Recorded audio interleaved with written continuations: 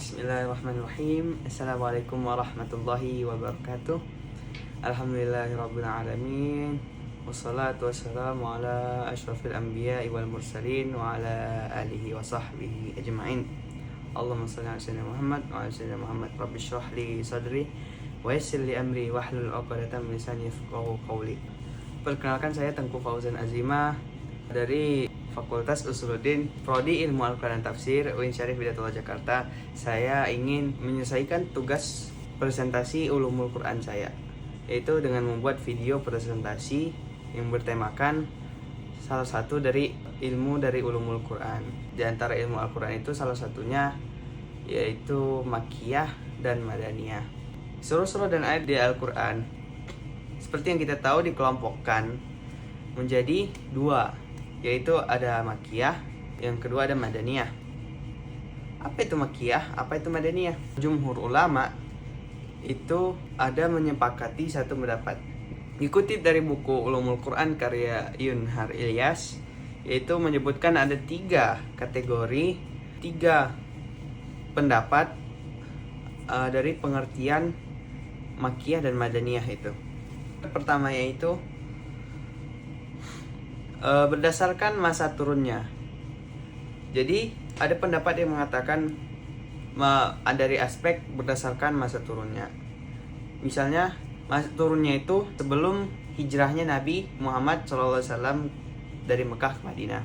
Sebelum hijrah Nabi Muhammad SAW dari Mekah ke Madinah disebut surah Makkiyah. Surah yang turun setelah Nabi Muhammad hijrah dari Mekah ke Madinah disebut surah Madaniyah. Walaupun surah itu, ayat itu turunnya di Mekah, walaupun turunnya di Mekah, tetap disebut surah Madaniyah jika ayat atau surah tersebut turunnya setelah Nabi Muhammad berhijrah dari Mekah ke Madinah. Pendapat kedua berdasarkan tempat turunnya. Misalnya ayat tersebut turunnya di Mekah atau sekitar Mekah, itu disebut ayat Makkiyah. Dan ayat Madaniyah turunnya itu sekitar Madinah dan sekitarnya. Pendapat yang ketiga itu ada dari aspek berdasarkan sasaran ayat tersebut itu untuk siapa. Ada ayat yang sasarannya itu untuk penduduk Mekah. Untuk penduduk Mekah, yang sasarannya penduduk Mekah itu disebut ayat atau surah Makkiyah. Jika ayat atau surah tersebut sasarannya itu penduduk Madinah, dia disebut surah Madaniyah. Nah, dari ketiga pendapat tersebut, jumhur ulama menyepakati pernyataan pengertian yang tepat dari Makkiyah dan Madaniyah ini, yaitu pendapat yang pertama, yaitu berdasarkan masa turunnya.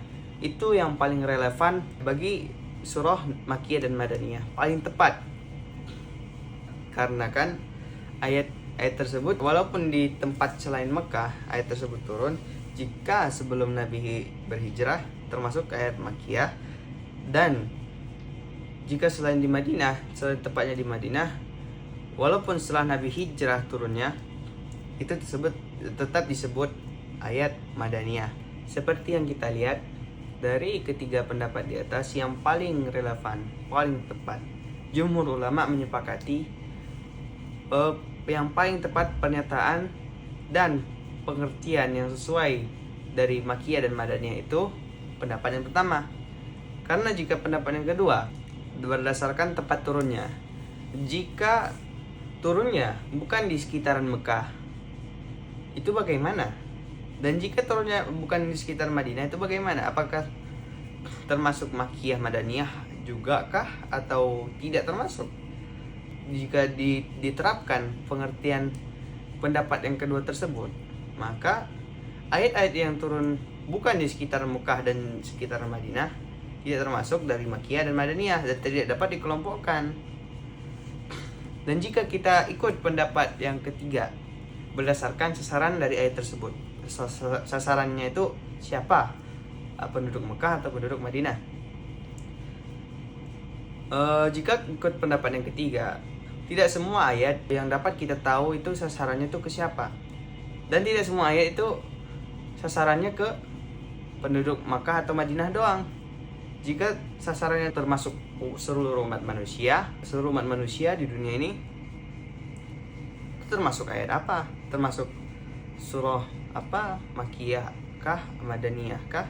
Jadi pengertian yang ketiga dari pendapat yang ketiga itu kurang tepat untuk menjadi pengertian dari Makiyah dan Madaniyah ini. Jadi tetap pendapat nomor satu lah yang paling tepat untuk pengertian dari Makiyah dan Madaniyah. Kedua, ada metode untuk mengetahui ayat-ayat Makiyah juga ayat-ayat Madaniyah. Pertama ada al-manhaj as-simai an-naqli. Kita mengetahui ayat Madaniyah, ayat Makiyah dan Madaniyah itu melalui riwayat para sahabatnya, dari hadis-hadis Nabi, dari para sahabat, tabi'in sampai sekarang.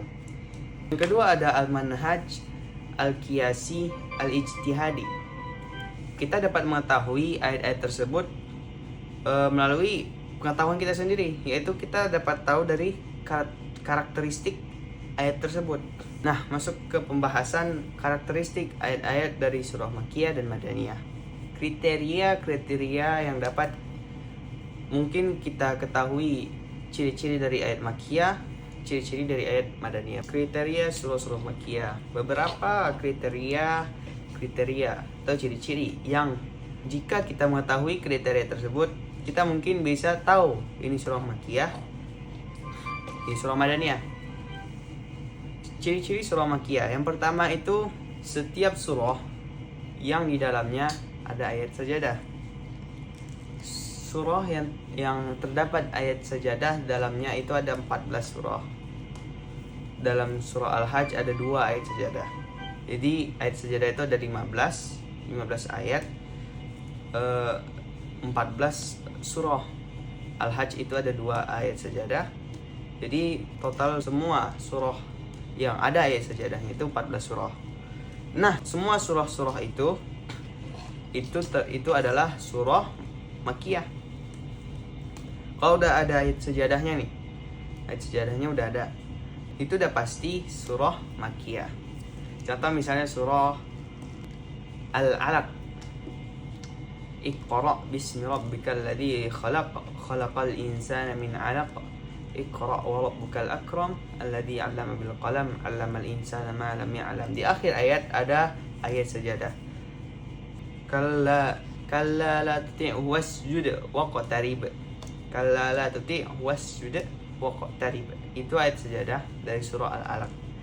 Dari ayat sajadah itu ada tanda bahwa ayat tersebut ayat sajadah. Itu termasuk surah yang terdapat ayat sajadah. Jadi kita bisa mengetahui dari ayat tersebut surah Al-Alaq itu termasuk surah Makiyah. Yang kedua adalah lafaz kalla. Kalla. Misalnya ada dalam surah Al-Mutaffin. Kalla bal rana ala qulubihim ma kanu yaksibun. Atau dalam surah An-Naba, kalla saya'lamun, thumma kalla saya'lamun. Dari kata kalla itu kita bisa menilai, kita bisa mengetahui kalau surah tersebut adalah surah Makiyah karena dalamnya terdapat lafaz kalla.